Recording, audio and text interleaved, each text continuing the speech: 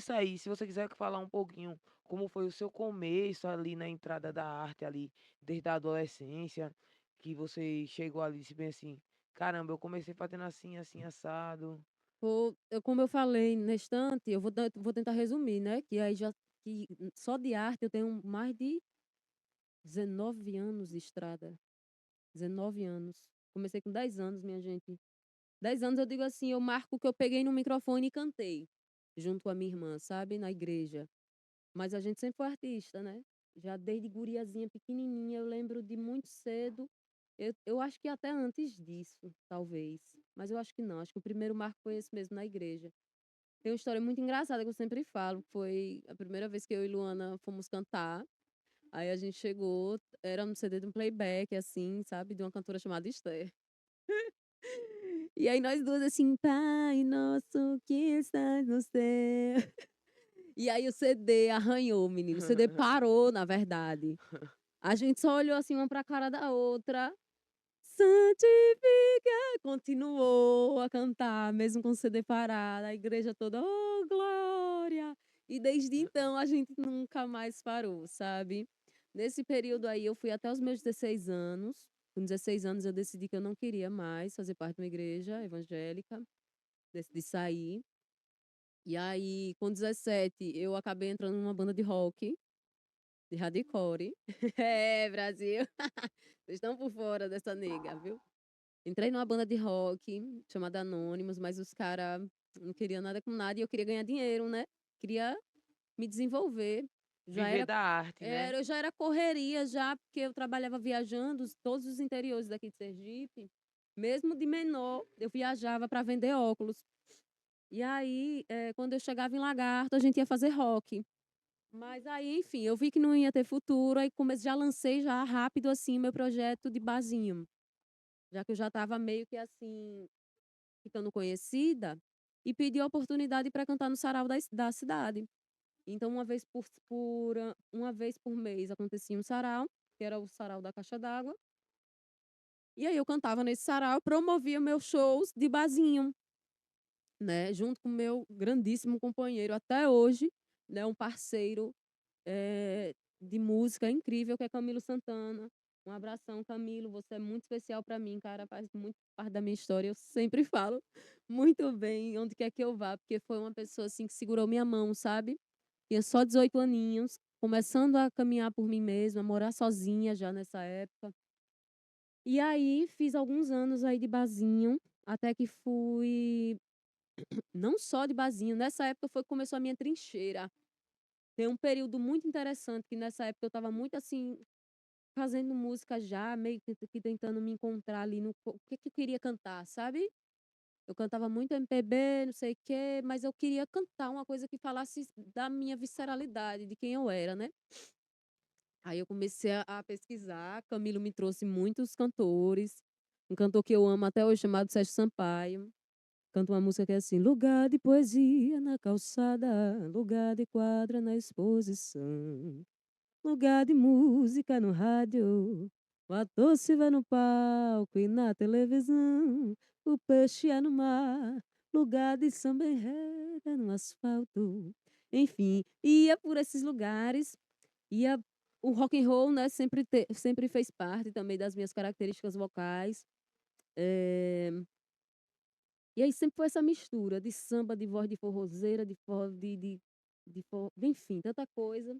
Acabou que eu consegui passar para a faculdade de direito, consegui uma bolsa pelo ProUni, uma bolsa integral, fui transferida para trabalhar aqui em Aracaju e comecei a participar dos movimentos culturais daqui de Aracaju, né, fazendo barzinho em Lagarto, participando já, na verdade, já com Camilo Santana, eu já rodava já os interiores todos aqui, ó, os sarais. Estava tendo uns círculos bem grandes de sarais nos interiores, Sarai do Deixa Coreto, eu ver Sarai de aqui. Itabaiana, pode, né. E aí a gente ia para esses sarais, gente, e cantar política, né, cantar a revolta e ao mesmo tempo cantar a arte, a necessidade de ter arte na rua. É a necessidade de convocar mesmo a juventude para uma reflexão política, para um discernimento político, né. Eu acho que foi aí que eu também comecei a me envolver um pouquinho com o movimento estudantil. Não foi uma coisa assim que eu me aprofundei tanto. Eh, a minha carreira ela sempre foi muito carreira solo, eu nunca fiz muito parte de coletivos, sabe. Eu acho que nesse período da minha vida tem sido um período que eu tenho estado um pouquinho mais aberta, mas quase sempre eu caminhei só, sabe. Só entre aspas, né, sempre tendo meus parceiros, mas carregando mesmo o que o meu nome aguentava carregar. Na época a gente era um trabalho totalmente voluntário, na militância, na raça mesmo, sabe. Eu tocava nos IFES, nas instituições, toquei nesses interiores aí, instância, pá-pá-pá-pá, tudo, tudo que você Foi imaginar, nessa época escolas. também que você começou a enxergar o rap também como Foi nessa época. Por quê? Porque nessa mesma época que eu fazia esse movimento de sarais e começava a me envolver com a cena cultural aqui de Aracaju, eh, eu comecei a sentir o peso de ser negra, o peso de ser preta dentro de uma cena branca. Você tá entendendo? O peso de ser preta fazendo parte nunca fui uma pessoa privilegiada, nunca fui. Quem sabe dentro da minha periferia sim, porque nós fomos crianças que crescemos num sítio gigantesco, graças ao orixá, sabe. Eh, meu pai, por muito tempo, né, fez uma carreira aí como um funcionário terceirizado da Petrobras, então meu pai tinha um carro, você tá entendendo? Uma coisa que não era a realidade da maior parte das pessoas da minha periferia, você tá entendendo? Então, nós tínhamos uma boa casa, mas obviamente a minha história ela foi se desdobrando, né, meus pais se separaram aos 10 anos, aí já veio já aquela dificuldade pesada. Eu lembro que passamos um ciclo bem puxado, assim, de escassez, da minha mãe segurando as pontas para tudo, sabe.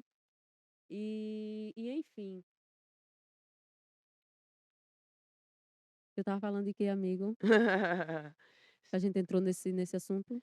você estava falando sobre, o seu início na música e a trajetória. Você estava na Isso. parte Eu que estava você na estava parte aqui do que você estava aqui com a galera do rap, já estava pronto, correndo quando foi que IFES, universidade, pronto, tudo. então, assim, você transitar numa cena embranquecida, nunca sendo uma pessoa privilegiada, falando assim bem abertamente, tá, gente, porque eu hoje eu me considero uma pessoa que foi isolada, assim, e que também me isolei, sabe. Mas você sabe que é tipo assim, você ter que manter determinado pique, e eu achava que por não ter dinheiro, né, eh, eu deveria me estar com os meus, sabe. E que o meu discurso, eu comecei na verdade não só isso, porque você já é excluído naturalmente, né, quando você não tem um poder social, você não consegue se manter, dentro de algumas sociedades, né, de algumas classes sociais, então naturalmente você já é excluído. Eu senti bastante isso, mesmo sendo empresária na época. Eu já fui dona de uma empresa de empréstimo consignado já fui dona de uma loja. Então, mesmo assim eu Ra ainda era preta. rapaz, a pessoa vai descobrindo coisas. É, a mulher ela teve, gente, ela teve história, essa mulher teve história. Enquanto tudo isso eu fazia esse trabalho de base, esse trabalho de rua, né, político, eu também empresariava. Eu sentia muitos conflitos, Naf, sentia muitos conflitos, sociais, sabe, como mulher preta, como mulher preta também com acesso, como até esse lugar também de mulher, mas enfim, não vamos necessariamente entrar nisso. Eh Mas falando da minha trajetória, eu comecei a me incomodar, sabe quando você chega num salão, você é convidada para cantar, e uma cantora posso botar meu pezinho aqui? Pode. Ai gente, tô com moral aqui, tá. Eh, sabe quando eu fui interpretar uma música que eu interpretava com muita maestria, que era uma canção de Elis Regina chamada Como Nossos Pais. Até então eu não tinha uma compreensão de raça, você tá entendendo? Eu não entendia o que era ser preta nos ambientes, mas eu sentia, até porque eu passava por racismo, né, constante, você tá andando em ambientes muito brancos.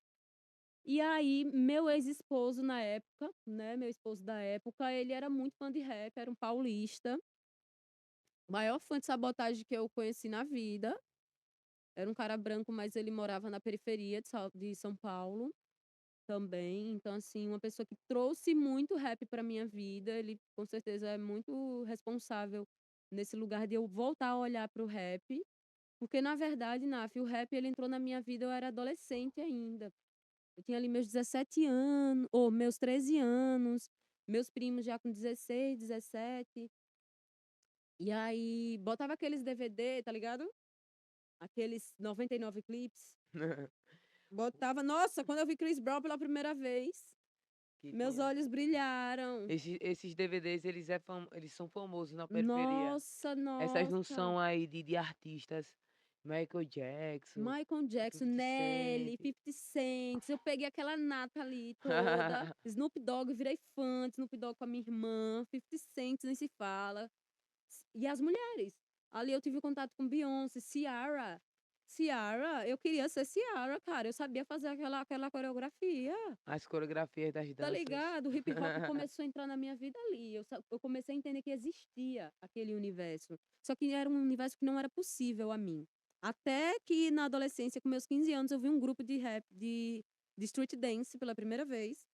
Isso já eu já dançava em casa. O hip hop ele não me pegou pela música, ele me pegou pela dança. Mas isso aí é natural, porque, tipo, aquele estilo de dança e logo vindo os filmes também, se ela dança, eu danço, tá Isso, assim, ligado? isso, você É tá porque ligado? né, essa época aí tipo, eu vim de antes de Michael, né? Que a gente dançava, mas Aham, essa época aí foi quando a gente começou a fazer os grupos de street dance, dançar na praça, exatamente. que Nossa, começou a ficar mais famoso. exatamente. Aí tem os grupos de dança, né, começou a movimentar muito essa parada da dança. Eu já dançava muito na escola, sempre fui artistinha, sabe? Sempre, sempre, sempre. Se você for procurar, tipo, nas escolas que eu estudei, que hoje fui educadora, né? Eu também sou educadora infantil, gente. Sou educadora de educação especializada para crianças com deficiência. Estou formando agora em educação antirracista Muito e bom. arte educação, né? E aí, galera, quando eu vi a dança me pegou demais. E aí, com 15 anos, eu mudei para estudar na cidade de Lagarto. E lá tinha grupos de dança. E ali eu fiquei fissurada naquilo, em ouvir hip hop. Encanguei dentro de um grupo de dança, entendeu? E ali era aquilo, a gente era aquilo. Só que, tipo assim, num povoado.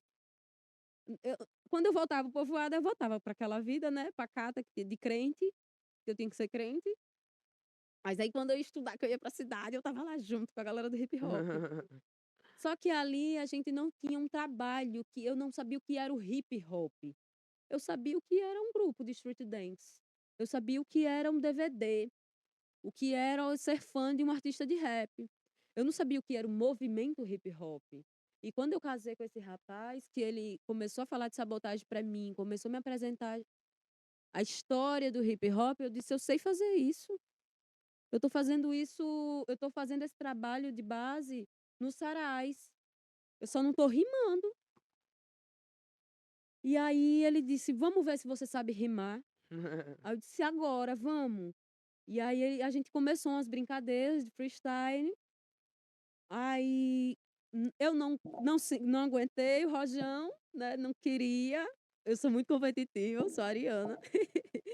E aí, eh, eu fiquei caladinha treinando com o lo-fi, que é no boom bap, né, só que devagarzinho.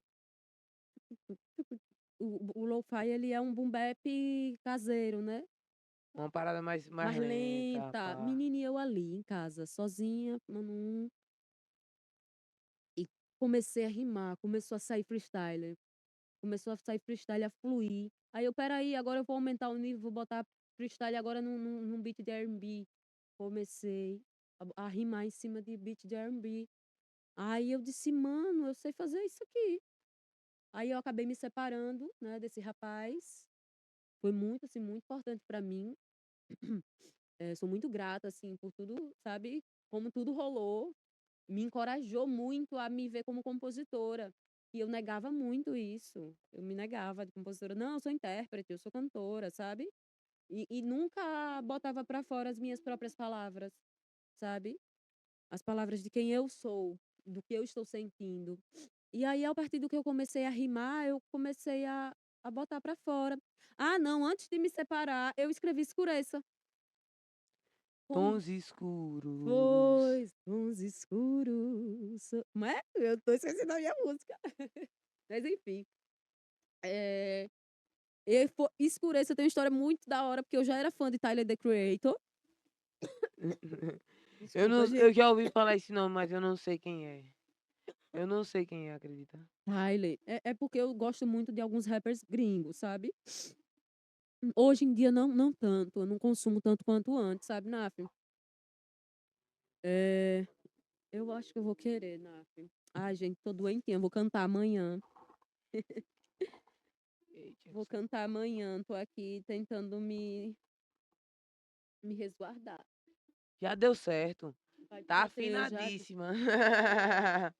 Tudo à Com mesa. Não vou falar mais uma vez, quero que prestem atenção. atenção. Tem uma preta aqui falando e eu não vou Mas querer havia ouvir o não. Respeito pra quem teve aqui antes. Aí eu já conhecia Negratia. Sabia que isso aí é referência a Negratia? Essa rima? Acho que eu nunca disse a Negrete é ninguém. foda. É, A preta Quando é eu falo foda assim, demais. respeito pra quem teve aqui antes mesmo de eu nascer, prometo que quem tá aqui por mim não vai me ver morrer. Pensar em ser, enfim.